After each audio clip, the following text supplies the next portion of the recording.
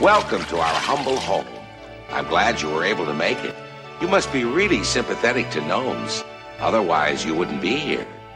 This, I know, is the first time you've met us, but we know you humans very well. Anyhow, we gnomes wouldn't hurt a fly, and we try to help our friends when they're in trouble. I think maybe we could help you, too. 3, 2, 1, 0.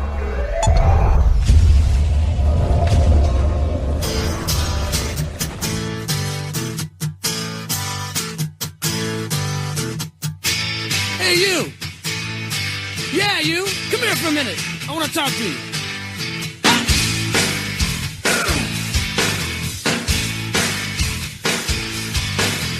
Mama says you're brain dead. Bang your head against the wall. Can't find peace of mind. Brain needs an overhaul. Bonehead, brain dead. We're all the same. You can't think straight when your heart is in pain.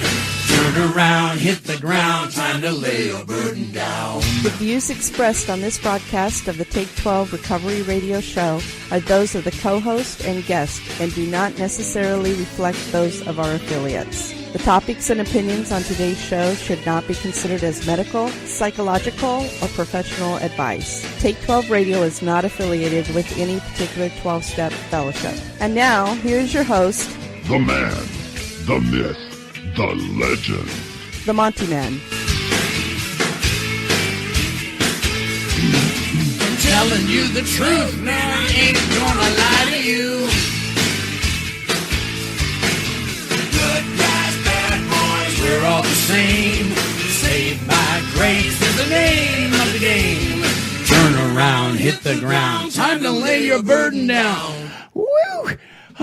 Woo! Busy. I'm out of breath. Oh my goodness. That was Tom Bosley's voice doing the narration for Dave the Gnome at the beginning of the show. Yeah, the gnomes. Do you remember that cartoon, Dave the Gnome? No, I don't remember it. Well, you haven't lived. Not through that. We like to help our friends out. Yeah, that's We good. think we can help you out, too. That's creepy. That's creepy. Well, Marv's here. Hi, Marv. Hi, how's it going? Good. You guys are crazy. Yeah, a little bit. Denver's here. I'm here. And our Chia Gnome is here. Yeah, it is. Yeah, we got. Yeah, it's there. So Denver brought me a Chia Gnome, a naked Chia Gnome with the chia seeds, and it is now growing a chia beard. Yeah, it's coming in, I guess.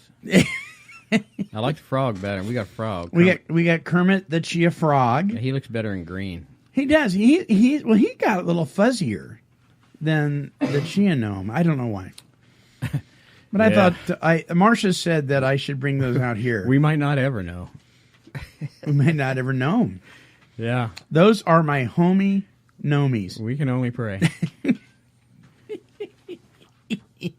Okie dokie. Well, welcome to the Take 12 Recovery Radio Show, one and all. And by the way, I just... Where is it? I can't find my notes. Oh, there it is. For those of you who have been kind of going through the ringer lately, and I know a lot of people have been... Ding, ding. Thinking that God can't use you and you're just such a mess up that, how can God ever forgive you, or how can you be used by him again, and all that kind of thing. You're beating yourself up. Listen to this. This is in regards to some of the main players in the Bible. Here we go. Eve was gullible. Adam was selfish. Jacob was a cheater. Peter had a temper. David had an affair. Noah was a drunk. Jonah ran from God. Samson was a womanizer. Paul was a murderer. Gideon was insecure. Miriam was a gossiper. Martha had priority issues. Thomas was a doubter. Sarah was impatient. Elijah was moody. Mary Magdalene was a hooker. Moses, he stuttered. Zacchaeus was short. Abraham was old. And Lazarus, well, he was just dead. There you go. Losers, right? Well, it just proves that God does not call the qualified. He qualifies the called. Amen. Right? So you're in good company. You really are. You want to talk about a bunch of people that lives with regrets. and we did a show on regrets a couple weeks ago. There's a list for you, and yet. And they made the grade. They made the grade. I mean, these are the major players. Some of the major players. There's more, but these are some of the major players in the Old Testament and New Testament. So if you think that you're beyond, whatever that is, and the only worth you have is to be exiled to the island of gnomes. Think again. God loves you, and you need to drop the rock. You just really do. And I know that sometimes it's hard to do. Hey, Denver. Yo. You got a shout-out list there of people that we want to say hi to? I have a phenomenally long list, so let's get started here. Yes, do that. Lisa C., Bob B., Carol P., Marty H., Susan M., Chrissy S., Joseph K., Michael L., Michael M., Kristen A., Dave F., Catherine D., Sabrina M., Brandon S., Nick M., Joseph K., J. M. Second page is Brian G., TJ, Michael R., Michael H., Andrew H., Keith L., looks like, Ellen K., Kevin M., Thomas L., Ken D., Joe L., Billy A., Judy J., Jeffrey A., and Christopher H. Woo! I'm telling you, that's a list. Yeah. I love it. Yeah, Thank you. These are all people that responded to my question. We're going to be talking about the question. Oh, these people all answered that one question? Yes, the question. Huh. I was wondering if anybody answered much on the bangs. My question a while back. No, everybody wanted to ignore that because they were too busy drinking bangs. I don't see any bangs on the desk as well. No, somebody did write something about, I don't know if they're good or bad, but I'm going to have one. Go figure. So a lot of shout-outs. A lot of people responded to the question this week on social media, which we're going to be talking about newcomers this week. Last week we talked about old-timers. Been one a couple times. Yeah, me too. A few times. Yeah, talk about repeat and retread and all that kind of stuff. Anyway, we're going to be talking about newcomers and some of the things that that people, when they first walked into the rooms of recovery, what did they hear? What are some of the things they heard that attracted them, that kept them coming back? And perhaps maybe some of the concerns they had, maybe some of the misunderstandings they heard.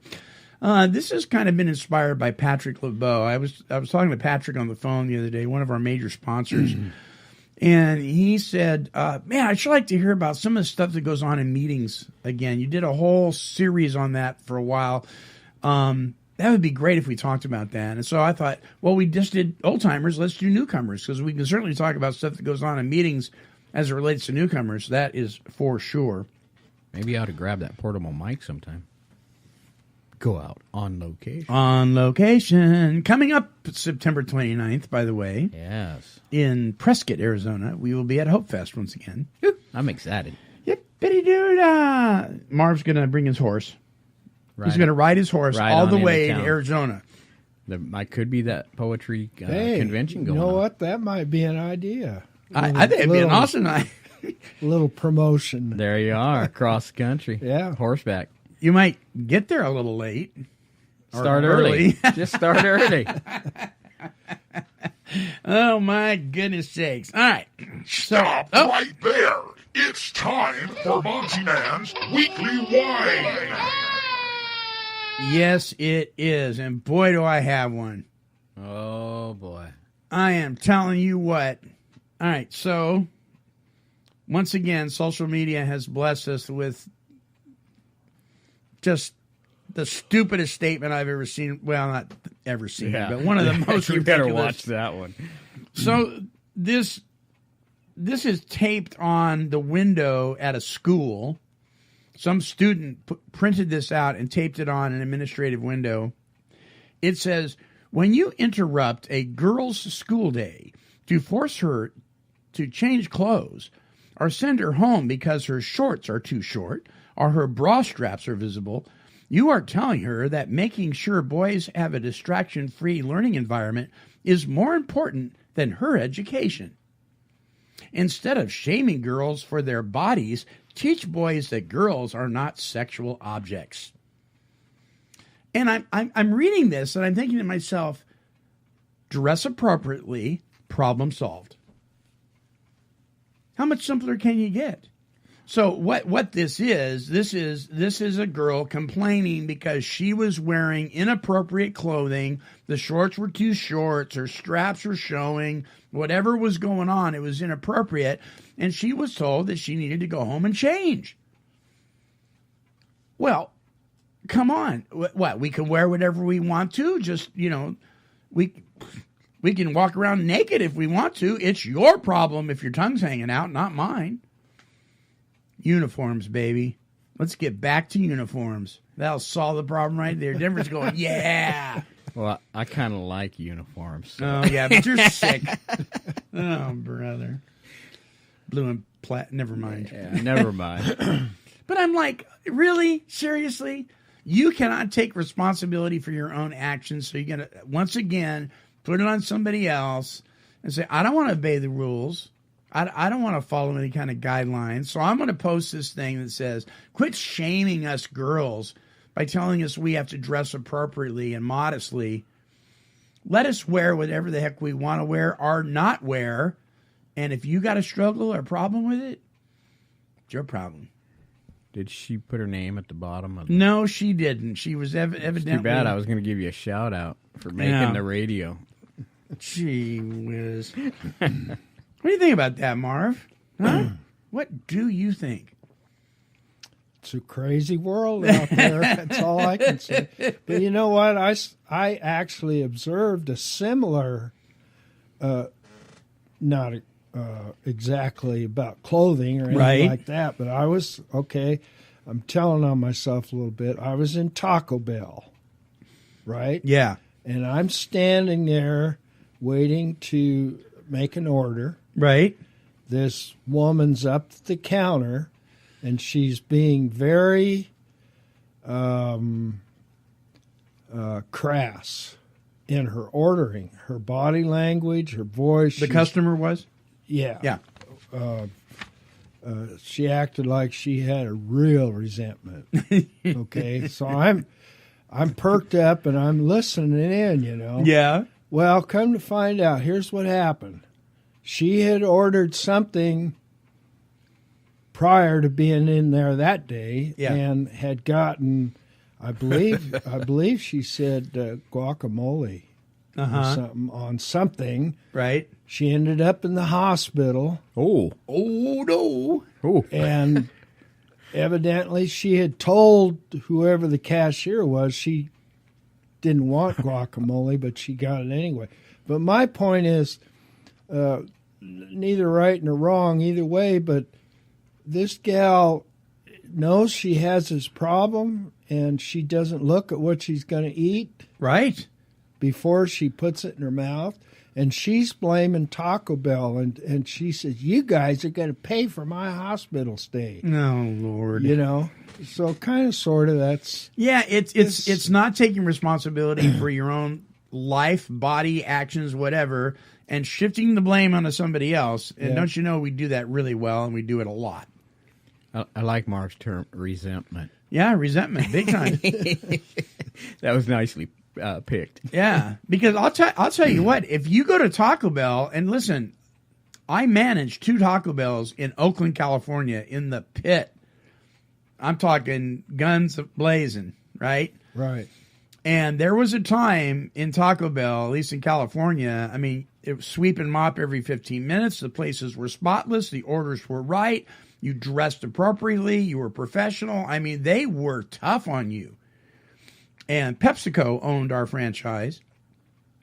But I come up here in Oregon, not only are they dirty and understaffed, and that's not the staff's fault. That's not even middle management's fault. That's the mother company saying you got to keep food costs at a certain percentage, you got to keep labor costs at a certain, and we don't care how busy you are, you better not go over that. And that puts the people behind the counter that are waiting on us in a very bad position. But I'll tell you, if you're expecting to get your order right at Taco Bell in Albany, Oregon, over by, what's that, West Albany High School, forget it. You just need to know right now, I'm telling you from KHLT Recovery Broadcasting Studios, you take your order into your own hands and risk it. And Get your food and go. I am telling you, first of all, you're going to wait in that drive-through line for an hour because they're understaffed, and then you're going to get somebody else's order. I promised you. But it can be kind of a grab bag. It can be kind of fun, right? You might wonder what's in my bag. You might just get guacamole. And you might be allergic to it. You might be allergic to it. Check it before you put it in your mouth. If you got food allergies, please look at what you're eating. Yeah. Don't eat in the dark. And if you're being subjected by roaming eyes from the guys at school and you are highly offended, put some clothes on. Gee willikers. Well, it's about time. For some good news, I think. Really? Hooray! Hippie! Something positive. Hooray! Zippity doo-dah! Yippee! Yay! I know where the bangs went. She still got into the bangs. We're all out of bangs. So some really, really cool things happened this week. Some of the guys from Celebrate Recovery here in Albany came over and replaced our roof on the patio out here, outside of the studio, and the gutter system and the whole 9 yards. And we've been here for 15 years and haven't replaced that thing because I can't get up on a ladder like that. And so I mentioned it to Butch, the leader at Celebrate Recovery, and he went, well, let's go fix it now. So he grabbed a bunch of guys. Ryan was one of them. Came out here, and it was an all-day affair with bad pizza and guys burping and gassing all through the job. But they got it done, and that's a win, man. That's pretty nice. It is really nice. Yeah, you bet.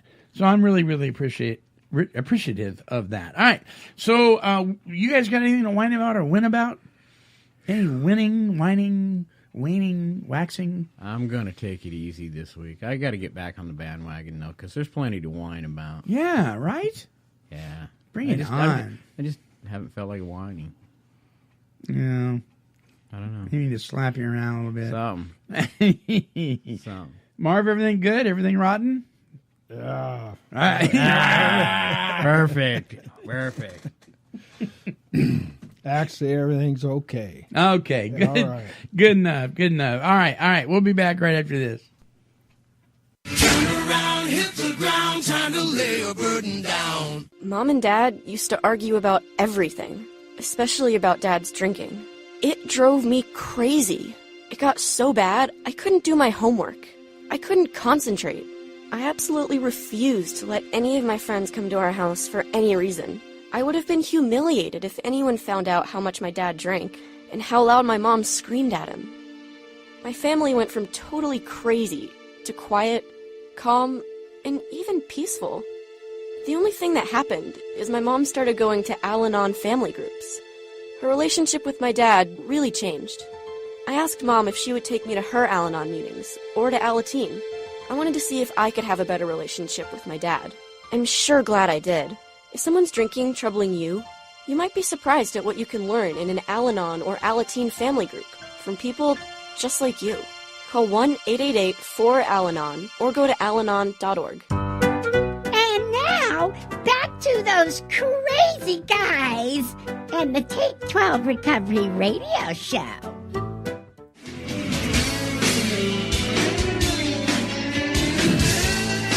Welcome back. I think we got some trivia. Cecil will introduce. I'm almost positive. Okay, everybody. You're really in for a treat. The Monty Man and I, we've been doing a little research. And by little, I mean small people research. To be more specific, we've been researching the magnificent world of the gnomes. Oh, man. So just for you, we have gnome trivia to see how much you really know. So take it away, the Monty Gnome. I mean, man. Sorry, Monty Man. The Monty Man. Yeah. Oh, Lord. Okay. Okay.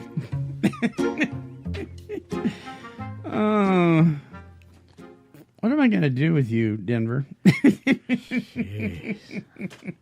Way too late. Way too late. If you get it right. I'm praying I get it wrong. Yeah, gnome horn. You get it wrong, get a gnome fluff.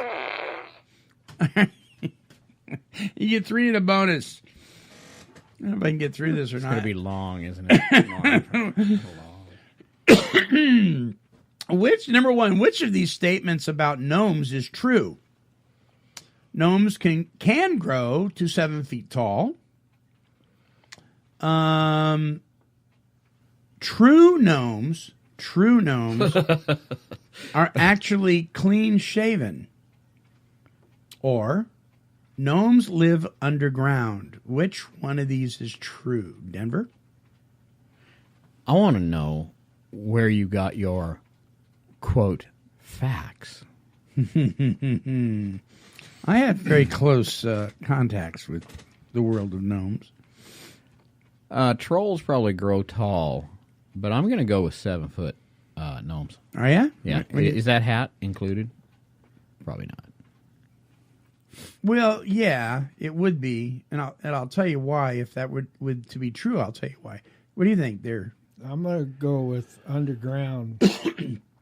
Well, Marv, you're correct. Oh, good, Marv. I'm glad you know this. Gnomes actually live underground. Unbeknownst to a lot of people, they don't actually live above ground. They come out and play around and protect and are guardians of the yard and the garden, but they actually sleep and live and hibernate below ground. Kind of like moles? Nothing like moles. Kind of like moles. Moles aren't real. Huh. That one out in the yard says yes. Yeah, gnomes are described as being small in stature and living underground. They're often linked to dwarves and trolls. They're distant cousins. Gnomes live to be about 400 years old. Good news for you, Denver. Oh, yeah, good news. Okay, number 2. According to folklore, gnomes are the guardians of hidden what? Hidden images, hidden eggs, or hidden treasure? What do you think, Marv? Hidden treasure. What do you think, Denver? Yeah, we're not guarding the eggs. Aren't you? No, that's for the hens. Okay, you guys are right. Gnomes are said to hoard secret knowledge as well as hidden treasures. Mythologically speaking, there are several types of gnomes. These are forest, woodland, garden, dune, house gnomes, farm gnomes, and suburban gnomes. Wow. I'm speechless. All right, number 3. Okay, where were garden gnomes first created? Garden gnomes. The garden. Now. The garden. Very good. Peru, Russia, or Germany? What do you think there, Marv? Germany. Germany? Oh, definitely Germany. Yes, you guys are correct. First garden gnomes were made from clay in Germany in the 1800s. They were first introduced to England by Sir Charles Isham in the mid-1800s when he brought 21 of them home from a visit to Germany and placed them around his gardens. They probably stole the idea from Gothic-looking creatures. Hey, Denver. Yes. I just figured out we know more about gnomes than what we think we know. Yeah, I'd rather not. I'd rather have not known that. Oh, boy. Okay, well, actually, Sir Charles Isham doesn't have as many gnomes as the Monty Man has. I have 28. That could be 28. had. That could be had. Keep your 28. Keep your count careful. Yeah, well, we have video cameras rolling 24/7. All right, and here's your bonus question: what do garden gnomes always wear? Always wear. Now, these are authentic ones. Now, not necessarily your store bought at the Circle K gnome. Do they always wear leather and lace, pointy hats, are lederhosen. Oh, geez. Like leather and lace. That's weird. Oh, no. That was my weird voice, too. Yeah, I know it was. Lederhosen. Lederhosen? What do you say, Denver? They need to cover their heads, so I would go with the pointy hats. Yeah, sorry, Marv. Oh, man. Yeah, it is pointy hats. The cap is usually, but not always, red. Garden gnomes are usually dressed in bright colored clothing, but always wear caps. So here's a question about the caps and why they're pointy. You know why they're pointy? Because they're cone heads? Because the gnome's head is pointed. They're cone heads. They're cone heads. Yeah, absolutely. It's not because they're just pointed. Yeah. Huh? I figured, what do you call it? What did I answer? Lederhose. Yeah. German. I figured that because of the Germany thing? Of the descent. Yeah. Some do. I was with the leather and lace. But I don't see a lot of gnomes dressed in And by the way, you have a new Facebook page. I do. Yeah. Tell the listeners about your new Facebook page. I haven't pursued it very far yet. I just got it up. It's Simply Strapped, which is the leather business that I play with, a little hobby business. And probably you'll be seeing some more photos pop up on there. Yeah, so I've liked it. So you can go to my Facebook page if you want to, Take 12 Radios, and you can go to Denver's and like it. And you can buy belts, and there's dog collars. And what else you got? Not much leather and lace yet.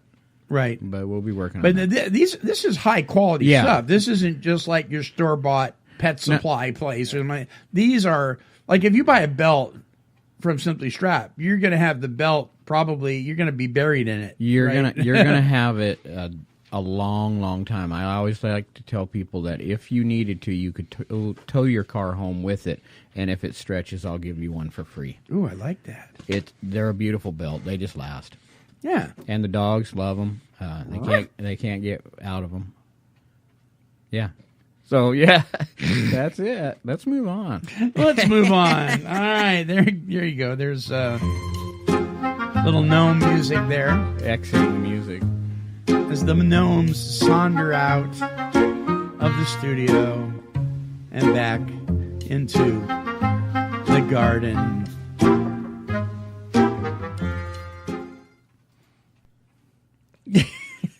What's the topic? Newcomers. Newcomers. Excellent. Newcomers. All right. So, some of the things that newcomers experience, and I'm not talking about the retread newcomer here. I'm talking about the guy who's really new. He's never been to a 12-step support meeting or any kind of thing like that at all. Maybe he's court ordered. Maybe he walked through because he's just decided he needs to do something different with his life. Maybe he's being pressured to go by the little woman or the husband. Who knows why, but there is a plethora. Can I say that word? Plethora? Yes, you can. Of reasons. Yes. Of reasons why people walk through the doors of recovery support meetings, right? Never? Lots of reasons. Yeah, I've been a couple times for different reasons. There is a statement that you hear sometimes that say, if you don't want to be here, why are you here? Well, I don't know anybody that woke up one morning and said, this is what I really want to do today. Most of us were nudged in that direction through an event, maybe our own behavior, maybe the nudge of a judge, maybe somebody, whoever. Maybe we came like Marv intending to fix somebody else and ended up staying. Right, Marv? Right. Yeah. For whatever reason you came, some of the things that are very common for newcomers to experience is fear, right? Fear of the unknown. And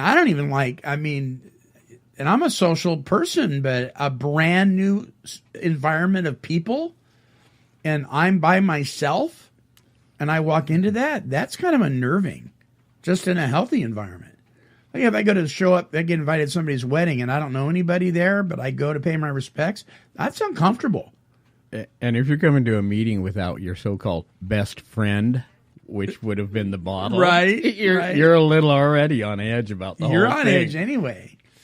And if you come with your best friend, it's double. Yeah, trouble. It's double. Double trouble. You know, we're looking. Okay, where's the bathroom? Yeah, awkward moments. Right. So fear can be involved. Apprehension. Anxiety. Oh.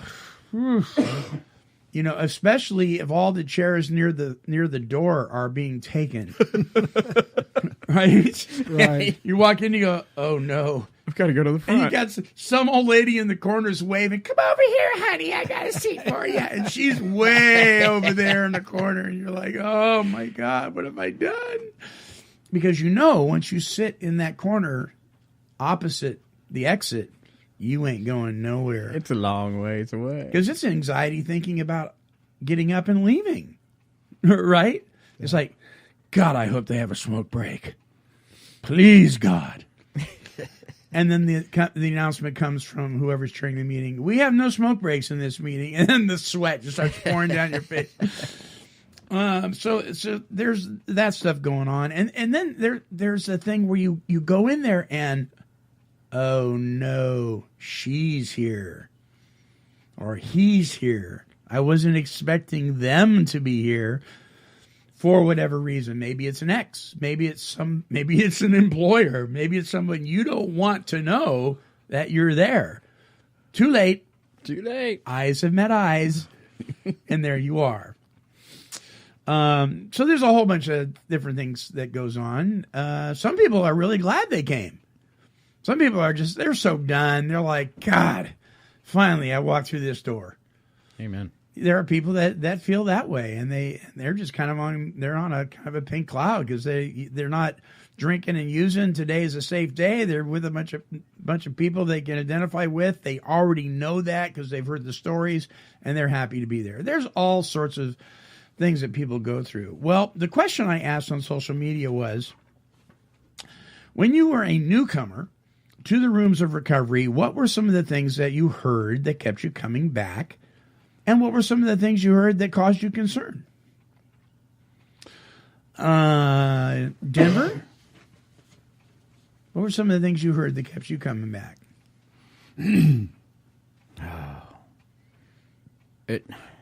Did you hear anything your first few days? My first attempt was court mandated. Yeah. And that didn't, I went to 3 or 4 and I didn't like it. I really wasn't ready. You wouldn't have liked it if they served your favorite dessert and everything else, right? It wouldn't have mattered. It wouldn't have mattered. I wasn't ready, and I didn't want to be there. So unless your heart's in it, you're not going to receive anything. Mm. So, and then I always say this. I heard when I started attending really dogmatic things over and over, and I said, oh, God, I'm so tired of hearing that. You were tired of hearing it at the second meeting, right? And then you get down a little farther into the meat and potato of the program, and you're still hearing it. And then pretty soon I find myself thinking about it, and then I'm saying it. And they were important. They were important things to hear. Keep the plug in. Just really basic stuff. The platitudes that you thought, oh, do I have to listen to this again? Ended up becoming your friend. Sometimes they were good to repeat to yourself and laugh and go, right. Oh my goodness, that's true. I'm so one of you. Right. Farther down the program. So, yeah. And we know you came in because you were coming in to... Yeah, I was a good guy. You were the good guy. Was supporting my... She was a horse's patootie. Yeah, I don't need any help. I don't need no help. Yeah, but surprise, surprise. Then the old timer came up to you and go, you're not fooling me, right? Yeah. I'm one of you. Oh, man.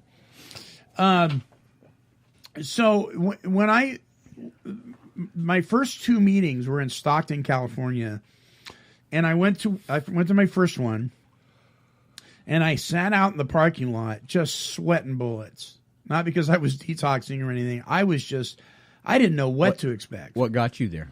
I mean, why'd you go that first time? I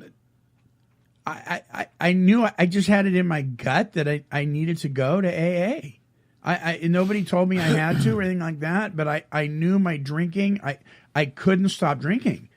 And the only thing I'd ever heard of, in today's world, we hear all sorts of recovery methods. Self-help books everywhere. You know, we got CR, we got Smart Recovery, we got Rational Recovery, we got AA, we got NA, we got all sorts of treatment facilities. The only thing we had in Stockton, California was a hospital that detoxed you for a few days and then sent you on your way. And then there was Alcoholics Anonymous. The only thing I knew of that even had the word alcoholic in it was from watching television, and I knew that I probably was like that guy, you know, and Alcoholics Anonymous. I didn't know any place else to go. So I just went. Later, I would be court ordered. That was coming. That was coming, but not yet.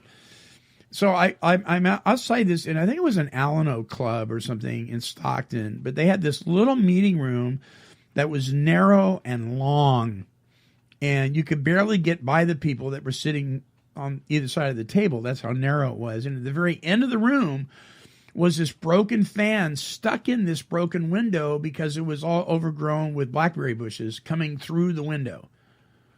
And it was hot. Stockton is in the San Joaquin Valley in California. During the summer, it can be very hot. And people were smoking cigarettes and cigars. It looked like a teacher's lounge in there. You could see clouds floating, but you couldn't see people. I mean, it was really horrible as far as the smoke goes. And I smoked, and it bothered me. But I knew I needed to be in there, and I walked in, and this little old guy, and I mean, he was little and he was old. He looks at me. Your first gnome? My first gnome, right? And he says to me, "Are you a drug addict?" Just like that.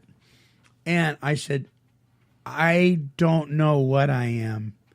And he said, "You're in the right place." And he took my hand, and he says, "You can sit right here." And I was like, wow. And for the first time in a long time, I felt like I belonged somewhere. That was my very first experience. It was years later I heard people say, "Are you a drug addict?" But it wasn't for the same reason. They were trying to determine whether you deserved to be there or not. This guy didn't care. And so the next day, they didn't have a meeting there the next day. So I liked it so much that I decided to go to this other meeting on the other side of town. And I had a T-shirt on that had a fish on it. You know, like an ichthus, a Christian fish. Yeah. Right? And I walked into the room, and I wasn't in there more than 5 minutes. And this gal looks at me, and she goes, "We don't like Jesus freaks in AA." I said, "Okay. I don't know what you're talking about." She goes, "Your T-shirt." And I looked at my T-shirt. I went, "All right, bye." It's just a T-shirt for crying out loud. How does she know I didn't get it at Goodwill or something? You know what I mean? So, and I had enough brains in my head to realize that perhaps I was given a gift to see both sides of this thing. So I wouldn't be surprised in the future, because when you're dealing with people, you're going to have both sides. Oh, yeah. And I had a choice. So I went back to the first one the next day. And I kept going back to the first one. And I kept sitting next to this old guy, and we became friends. I don't even remember his name. But I remember that room, and I remember that day, and I remember he didn't care. He just knew that he knew in his gut I was in the right place. Like that guy knew in his gut that you were one of them, Mark, right? Yeah. Austin was his name. Was it? You remember his name? I don't remember this guy's name for the life of me. But I remember old Norm reminded me of this guy, because he was kind of like that. You know, it was kind of, "Hey, I'm just glad you're here, man." So here's some of the responses. Lisa said, "Sincere. What she remembers is sincere concern from others for me, even though they didn't even know me." That's kind of how I felt with this guy when I first went. Bob says, "Bring the body and the mind will follow." That's something that stuck out to him. Bring the body and the mind will follow. I like that. Yeah, I do too. Caroline Preston, our friend Caroline Preston, said, "Keep coming back." She loved hearing that. She says, "It's been a very long time since I've been told this, though." So she's in Texas. She hasn't heard that in a while. Marty, the one man party. Hey, Marty. He's a good friend of Take 12. He's a good friend of Take 12 Radios. He said, when I went to my first meeting, I was still active in my addiction, so I didn't hear anything. I love honesty. Thank you, Marty. Isn't it great? When I completed my 90-day rehab is when I started listening. And then what he heard that stuck out to him was, can't keep what I have unless I give it away. Unfortunately, Susan M., she says, it was absolutely awful. I was 13th stepped, and for those of you who don't know what that means, she was inappropriately approached. Hit on. She was hit on, yeah, by a crazy married man. My sponsor and her husband ran the group. No one else got to do anything at all. No one even got to read how it works. I had to get away from them to remain sober. And she goes on to share that she found another meeting. There you go. Right? Yeah. That's what I did. I went back. Yeah. Don't not go. I mean, it's that way with church, synagogue, Rotary Club, Boy Scout, whatever it is. If you don't like it, there's enough of these things going around. Find another one. Yeah. So good for her. Joseph K. says, do 90 meetings in 90 days. It's not for you. It's not for you. We'll gladly refund your misery. That one stuck out to him. If you want what we have and do what we do, if you don't want what we have, don't worry, you won't get it. Yeah, don't worry, you won't get it. Something like that. Michael L. says, I saw that people there were sober. I thought, wow, the simplicity in that. Walks in, he goes, these people are sober. That kind of tells me that maybe Michael had been associating with people that weren't. Maybe, right? My friend Mike M. From the Dallas area says, if I can do it, then so can you, is what stuck out to him. He says personal testimonies gave him hope. The thing that didn't make sense to him, though, was believe in anything stronger than yourself, a higher power, even a doorknob. This actually kept me away. I'm stronger than a doorknob, and it just didn't add up. The thing that's interesting about that, I know this gentleman, and it kept him away, and he struggled for years. So sometimes you gotta move past a platitude and take a little deeper. Sometimes we want to hang on to that platitude, as right. you say. That's a great excuse not to go. That's a great excuse not to go. Yeah. Yeah. So be careful about that. If you hear something that you don't like, welcome to the real world. Don't latch on to it too hard. Right? So you hear things you don't like all the time, right, Marv? Yes, I do. You see things. You see people texting while they're driving, and you can't get in the parking lot. And, but you don't not drive. Right. Have you ever had food poisoning at a restaurant? Years ago. Okay. Did you stop going to restaurants? No, sir. Yeah, me either. Right? Denver? I've never had food poisoning. Ever had a bad experience at church? Oh, yeah. It's AA church, like you said, you mingle people in there, I'm going to have a bad experience. Did you stop going to church? Sometimes.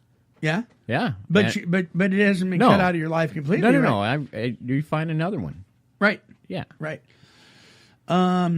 Chrissy says, it's a personal program. Do what we do, get what we got, keep coming back, even if your pants are on fire. I saw a room fall off happy physically while looking up. I'm not sure what that meant. But she says, keep coming back, even if your pants are on fire. I like that. Chrislyn says, I didn't hear anything at the first meeting. I was all over the place. The thing I remember is phone lists and the ones who welcomed you and talked to you before and after the meetings. They made me feel important. Our friend Dave Fleming said, it works if you work it, and it sucks if you don't. His concern, however, is that you can't introduce yourself as an addict alcoholic. But he doesn't not go, though. I mean, that's just something he doesn't like. Wait a minute. Why is that? Why does he not like that?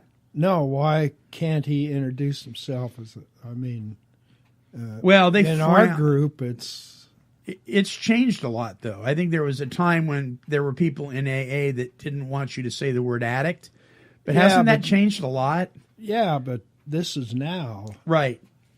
Right, but he's not from here. He's not from here. He moved here about 2 years ago, or a couple something. years ago. Yeah. Yeah, so he may have come from an area where that was frowned upon. Oh, you know. Well, it is controversial. It's controversial, yeah.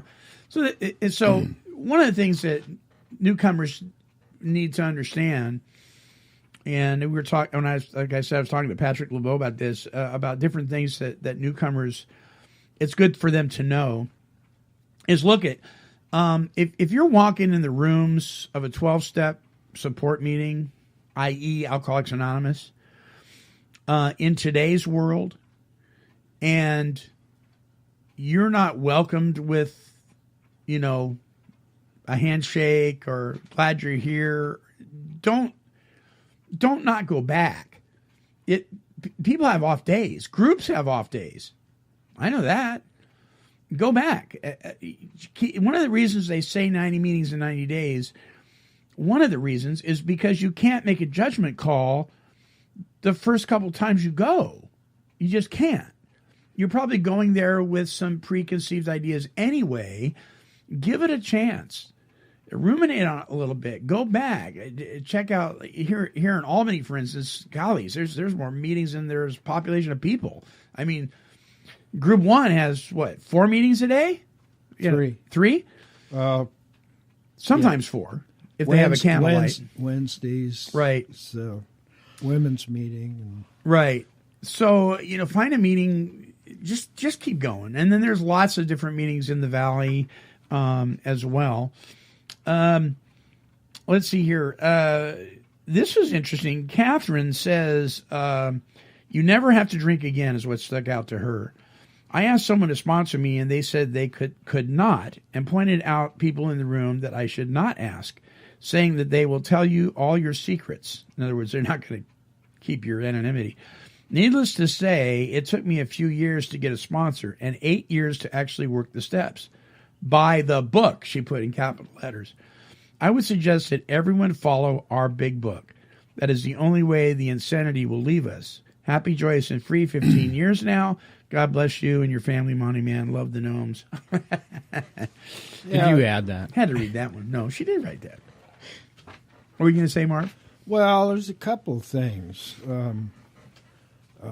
And that last statement, bless her heart, I don't disagree with it. But one of the things I think people that's got a few months or more in the program right.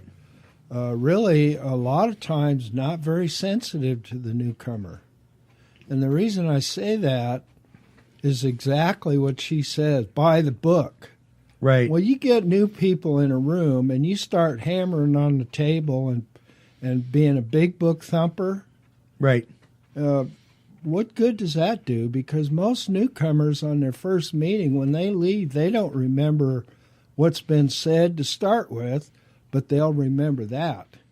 Yeah, they'll remember the harsh. They'll remember that. And you could present that the big book is our basic text. This is what we go by. This is the program. You could present that in a compassionate, loving, positive way and be very effective. But you don't have to bash somebody over the head with it, right? We complain all the time about Bible thumpers, right? You hear that in meetings. And yet we're bashing people with the big book. Yes, exactly. And another thing I got on my mind that actually in the last couple of years has occurred to me, I'm not sure the validity of it, but newcomers that come in the room invariably are going to express shortly after their first meeting or something, right, that they're not worth anything. You bet. So one of the things I like to do, if I can, is let them know if you don't remember anything else, you are of value. Right. And I don't think that's that kind of concept is said enough in meetings. When I first came into meetings, there was some pretty rough old timers, right? And sit down, shut up type attitudes, and stuff like that. And really, I kind of look back on it and and I guess that's okay. There's a part where this tough love and all that, but like you said a minute ago, that compassion and in a loving way is important. But people don't think they're worth a crap when they come in there. That's right, Marv. And what we discover is that God loved us even when we were out there raising hell. That's right. That's right. And to me, that's important for those people to try to hear that, you know. I'm so glad you bring that up. And there's many more comments here. We don't have time to read them all, and I want to thank everybody that responded. It's very valuable, the response that you gave us. But I really want to echo what you're saying, because if we are going by the book, then let's go by the book. And I have never found anything in the big book that would suggest that we treat people harshly. Ever. Now, I have seen things like we're hard on ourselves, right? That's a statement. But that has to do with me. If someone doesn't want to do this, we move on to somebody else that does. I see that, but that doesn't mean we shame them. And you know, this mindset of sit down, shut up, you don't have nothing to say. I'm sorry, that kind of temperament doesn't help anybody. And people say, "Well, it helped me." Did it? Because you're just as grumpy as the person you described that talked to you. And you don't have anything I want. You know, now I'm not suggesting that we pat people on the butt and, you know, oh, it's okay. It's not okay. If you go back out, it's not okay.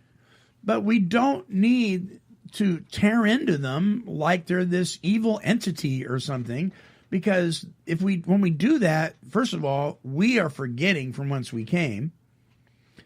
And secondly, we don't understand powerlessness.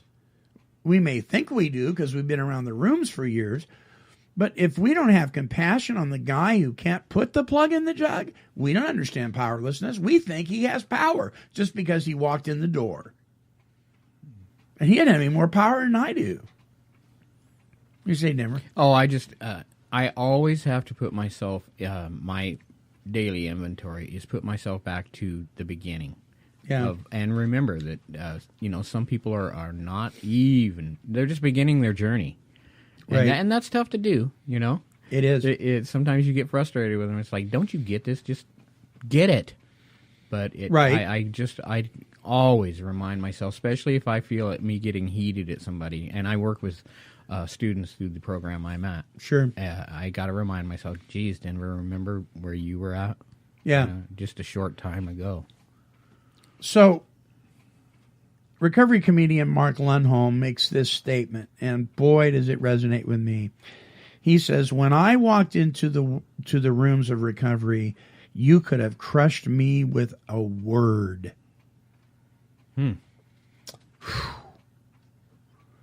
I don't care if you want to say that's somebody's fault, they're too sensitive. The fact is, it is the truth with so many people.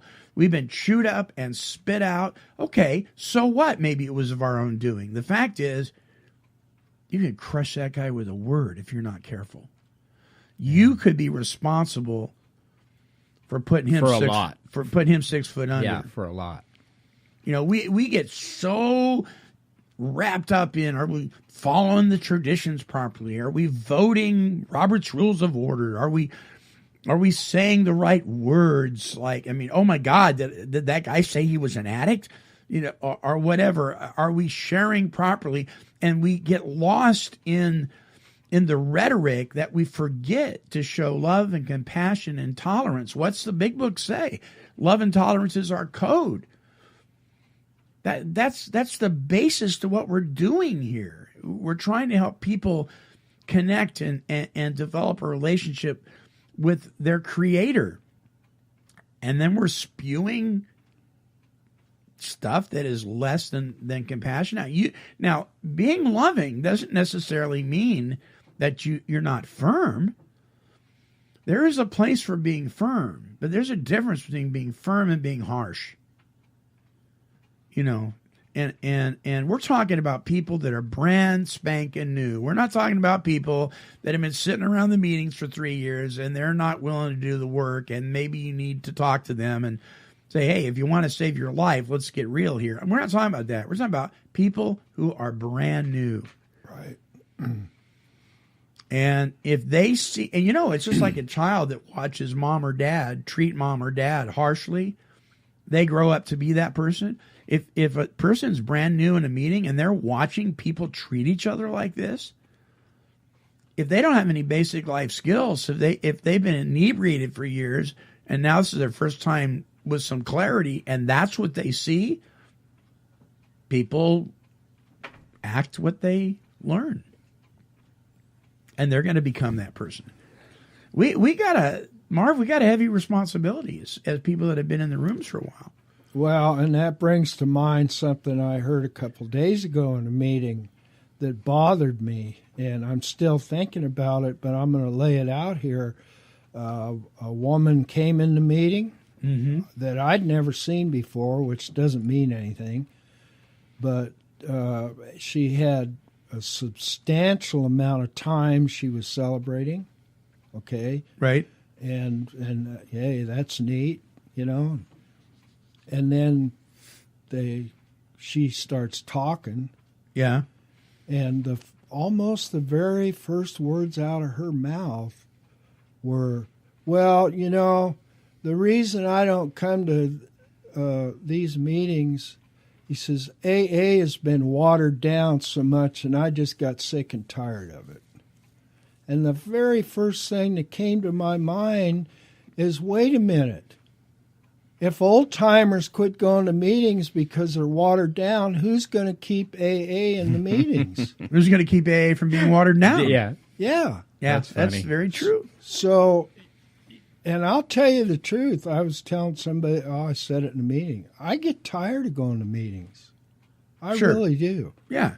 And it's like you said last week on the program, you go, or maybe it was off the air, I can't remember. Right. You go to the same meeting for 20 years, you're going to get resentments. Yeah. Well, that's true. Yeah. But the reason I keep going back is because there's a small, very small, and I'm very socially inept. I have a hard time with groups of people. Uh-huh. But a small chance that I may be able to help somebody. Yeah. And I go back and I go back and I go back and I see all these things that in my mind are watered down AA, but I think to myself, no, I got to keep going back. There's a reason. Right. Bruce used to drive this home all the time. He used to say, if you've had a spiritual awakening as a result of these steps, your job now is to go to the fellowship to find out where you can be of maximum service to God and the people he puts in your life. That's your job. So, I would say to Bruce, I'm not getting spiritually fed. He just started laughing. He goes, you're not supposed to. You're supposed to be feeding. You go somewhere else to get spiritually fed. You come here to feed. You come here to see where you can be of help, where you can be of assistance.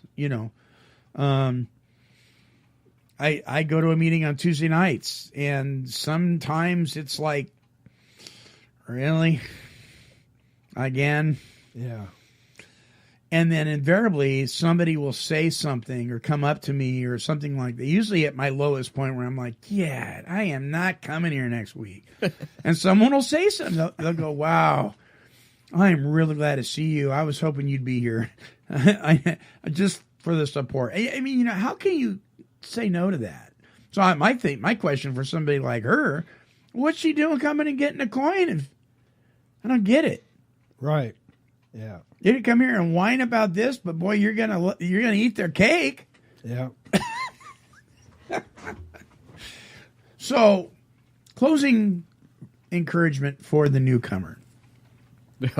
Once again, dogmatic. Keep coming back. Yeah. Yeah. The thing I think about also is And it's along the same lines as what you just talked about. But for the newcomer, for your first time in the room, when you go in there and sit down, remember one thing, is things aren't really the way they seem. Because we always have this preconceived idea, along with all our character defects and shortcomings that go with it, and our perceptions, and things just aren't the way they seem. No, they're not. I don't know if I got this right, but I saw a saying the other day on somebody's wall, and it basically said, don't believe the first thing your mind tells you. Oh, that's good, right? Don't believe it. Yeah, good deal. All right. Denver's going to tell you how you can listen to the show, the different ways you can listen to the show here in just a second. But coming up this Wednesday is the directors for the one of the Teen Challenge Centers in Arizona. They're going to be sharing, it's a man and wife team, on the Victory Report. And then Friday we have Entitled to Overcome with Certified Alcohol and Drug Counselor Level 2 Dave Fleming and myself. The following week we'll come back with a Monday show here. And then on the 9th, Kirsten, who is a life coach, she's written a book called In Sickness and in Silence, The Trials and Triumphs of My First Year as a Recovering Addict's Mom.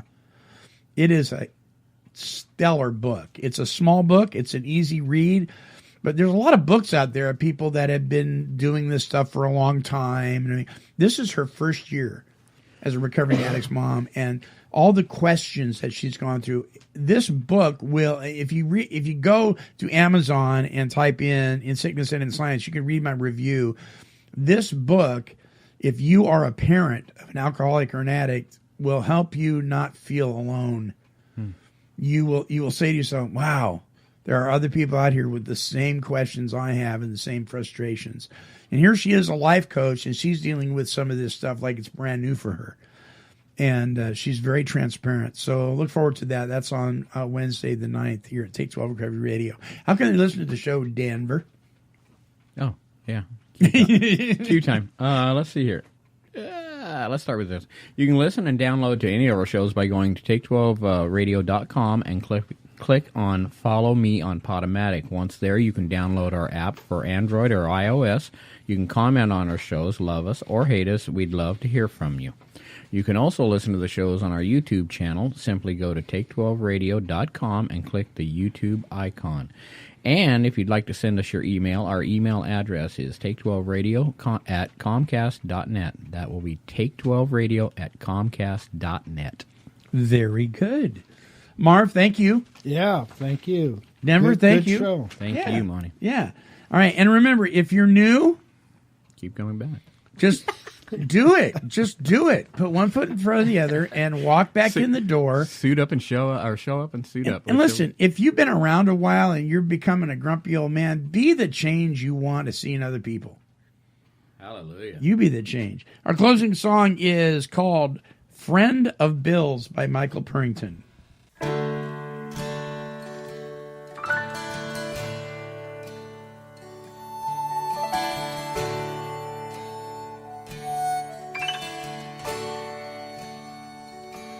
I got friends I can talk to when I'm feeling low,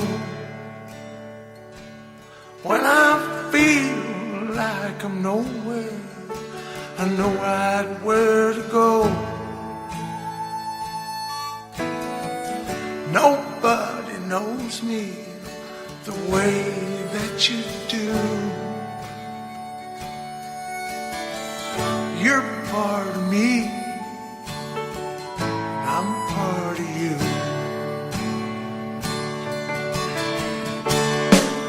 I am a friend of Bill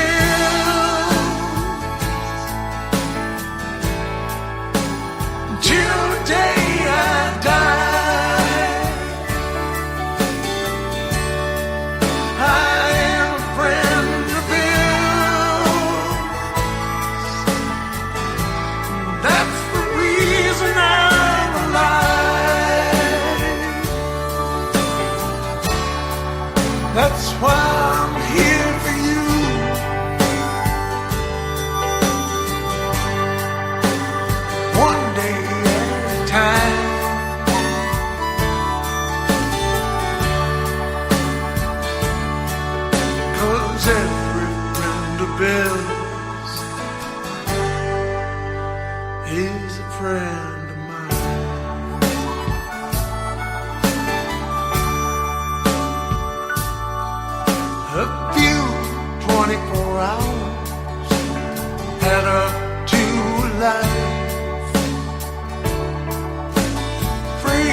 from the demons, the loss and the lies.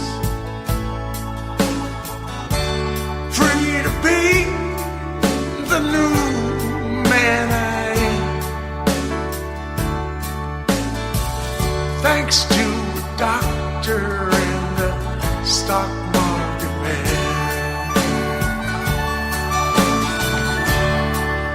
I am a friend of Bill's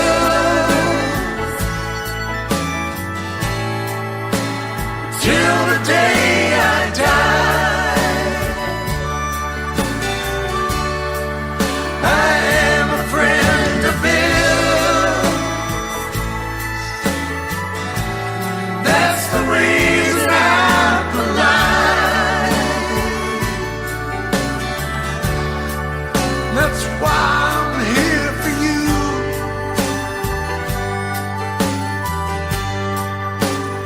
One day at a time.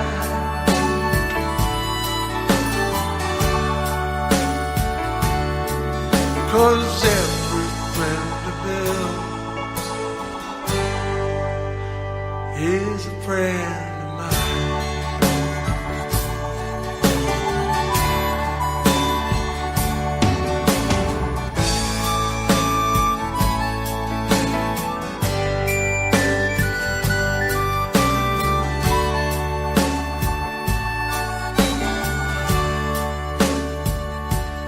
Those two guys in 35 only wanted to be sober and sane, just like you and me. I'd give as I've been given, speak from the heart, 'cause that's what we do. That's who we are.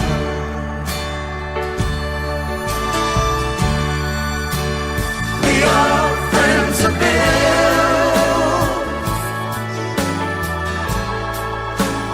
till the day we die. We are friends of Bill's,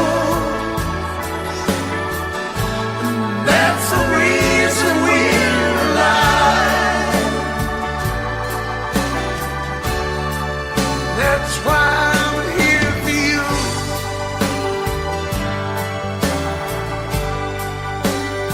One day at a time.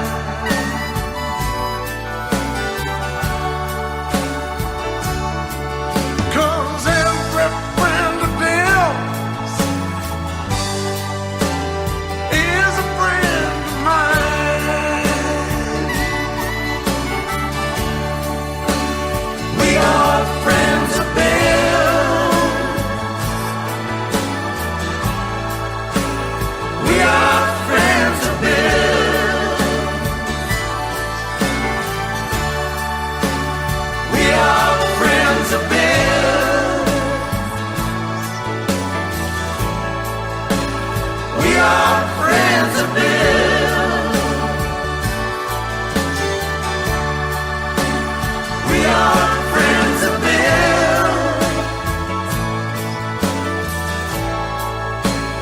We are friends of Bill's. Why I'm here for you.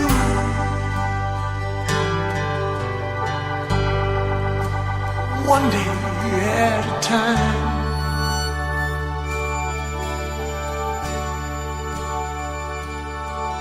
'Cause every friend of Bill's is a friend of mine.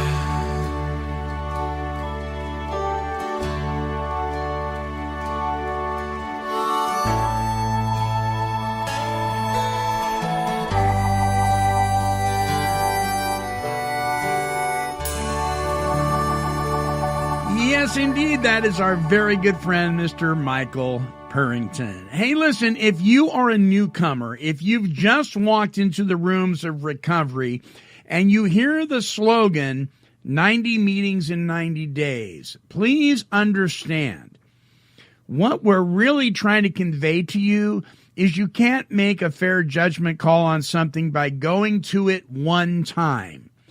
If you have an uncomfortable feeling and it's your first meeting, you're probably supposed to be a little uncomfortable. It's a new situation. Don't give up on it, please. Don't judge the meeting by its cover. Open the book. Open the book. Until next time, this is the Monty Man along with the Take 12 Recovery Radio family, and we are wishing God's perfect serenity for you. Bye-bye now.